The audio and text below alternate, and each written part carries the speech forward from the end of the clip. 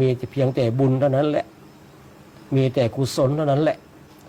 ฉะนั้นมีเวลามีโอกาสนะเราก็มาขนกวายมาหาที่พึ่งอันประเสริฐนะ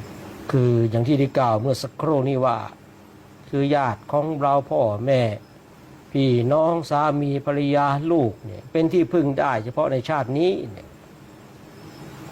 เวลาเราตายไปเนี่ยคนเหล่านี้ก็เพียงไปส่งเราที่เชิงตะกอนนะอาจจะร้องไห้เพียง5 วัน10 วันมากสุดก็1 ปีนะเท่าที่ผู้พูดเคยพบเจอนะ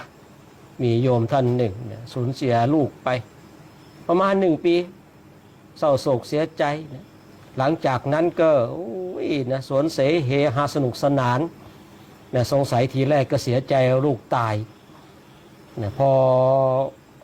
เวลาผ่านไปนะน่าจะดีใจแล้ว